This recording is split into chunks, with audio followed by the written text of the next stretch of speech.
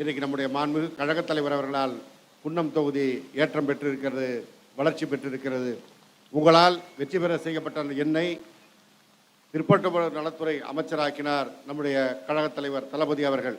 பிறகு போக்குவரத்துறைக்கு அமைச்சராக்கி இந்த வாய்ப்பை அளித்த காரணத்தினால்தான் நம்முடைய குன்னத்திலே ஒரு போக்குவரத்து பணிமனை அமைப்பதற்கு நம்முடைய முதல்வர் அவர்கள் வாய்ப்பளித்தார்கள். இந்த ஆண்டு செந்துறையிலே ஒரு போக்குவரத்து பணிமனை அமைப்பதற்கான பணிகள் துவங்கி அடுத்த வாரத்திலே திறப்பு விழா காண இருக்கிறது. அதே போல மின்துறை அமைச்சராக இந்த பொறுப்பை அளித்த காரணத்தினால் செந்துறை மக்களுடைய நீண்ட நாள் கோரிக்கையாக இருந்த 110 கிலோவாட் மின் நிலையம் அமைப்பதற்கான வாய்ப்பு கிடைத்து அதற்கான பணிகள் துவக்கப்பட்டிருக்கிறது. அதே போல கொலக்கானத்தில் நீண்ட நாள் கோரிக்கையாக இருந்த ஒரு துணை மின் நிலையம் அமைப்பதற்கும் பணிகள் துவக்கி வைக்கப்பட்டிருக்கிறது. அடுத்த வாரத்திலே செந்துறை ஒன்றியம் பிலாக்குறிச்சியிலும் ஒரு மின்சார துணை மின் நிலையம் அமைப்பதற்கான பணிகள் துவங்க இருக்கிறது. இந்த பகுதி நீண்ட நாட்களாக ஒரு பின்தங்கிய பகுதியாக, வளர்ச்சி இல்லாத பகுதியாக இருந்ததையெல்லாம் இன்றைக்கு நம்முடைய மாண்புமிகு முதல்வர் அவர்கள் மாற்றி அமைத்திருக்கிறார்கள். வருகின்ற போதே பார்த்திருக்கலாம், வெண்மணியிலே ஒரு அரசு ஐடிஐ அமைந்திருக்கிறது. அரசு மாடல் பள்ளி அமைவதற்கு 50 கோடி செலவிலே கட்டிடம் கட்டுவதற்கு நம்முடைய பொதுப்பணித்துறை அமைச்சரன் ஏவா வேலு அவர்கள் வருகிருந்து அடிக்கல் நாட்டி சென்றிருக்கின்றார்கள்.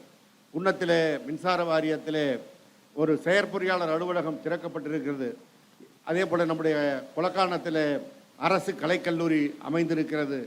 இப்படி எண்ணற்ற திட்டங்கள் இன்றைக்கு இந்த தொகுதியில் நடக்கிறது என்றால் திராவிட மாடல் முதல்வர் கழகத் தலைவர் மாண்புமிகு முதல்வர் அவர்களும் நம்முடைய மாண்புமிகு துணை முதல்வர் கழகத்தின் இளைஞரணி செயலாளர் மரியாதைக்குரிய உதயநிதி ஸ்டாலின் அவர்களும் இந்த தொகுதிக்கு கொடுத்து வருகின்ற திட்டங்கள்.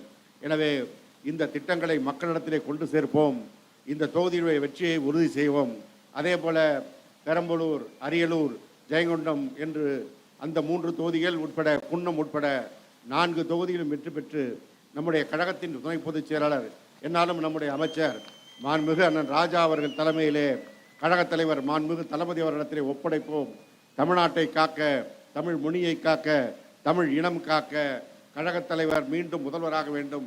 அதற்கு நம்முடைய பணியை துவங்குவோம் என்று கூறி நம்முடைய பணியை இன்றைக்கே துவங்க உங்களை எல்லாம் கேட்டு நல்ல வாய்ப்பிற்கு நன்றி கூறி விடைபெறுகிறேன். நன்றி, வணக்கம்.